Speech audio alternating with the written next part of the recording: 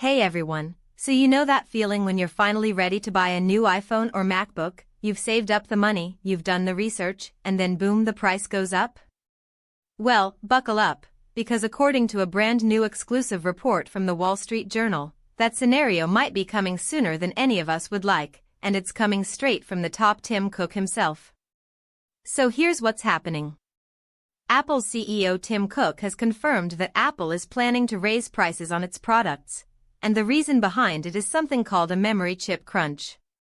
Now, before your eyes glaze over at the words memory chip, let me break this down in a way that actually makes sense. Memory chips are essentially the backbone of every single Apple device you love. Your iPhone uses them to run apps smoothly, your MacBook uses them to multitask without freezing up, your iPad uses them to store everything from photos to documents. These chips are absolutely critical, and right now, the global supply of them is severely constrained.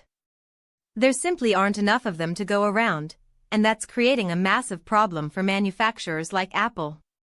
When supply drops and demand stays high, or in Apple's case, keeps growing, the cost of those components shoots up.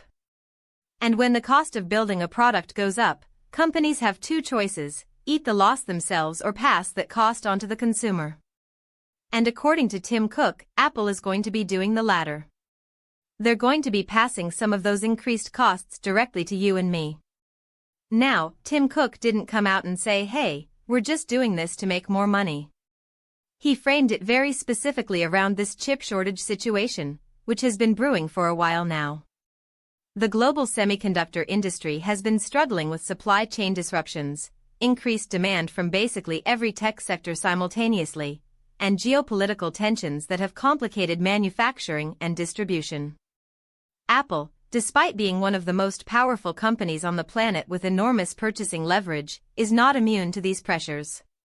What makes this story particularly significant is that Apple has always had this reputation for being premium but somewhat consistent in its pricing within product generations.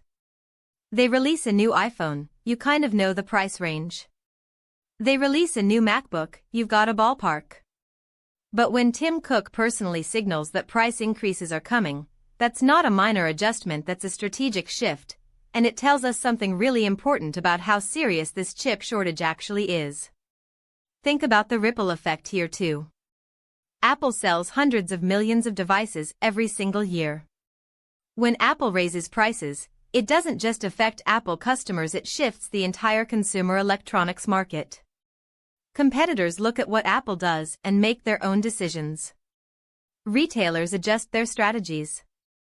And everyday consumers, millions of them, have to reconsider their budgets and their buying timelines. There's also a bigger question lurking underneath all of this. If memory chips are this scarce right now, what does that mean for the next iPhone launch?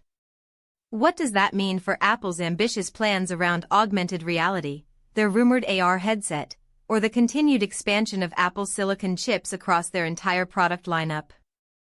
All of those future products depend heavily on advanced chip technology, and if supply remains tight, the price increases we're hearing about now might just be the beginning.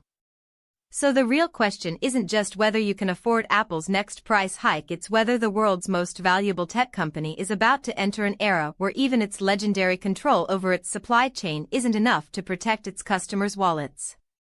Something to think about next time you're staring at your cracked iPhone screen and wondering whether to finally upgrade.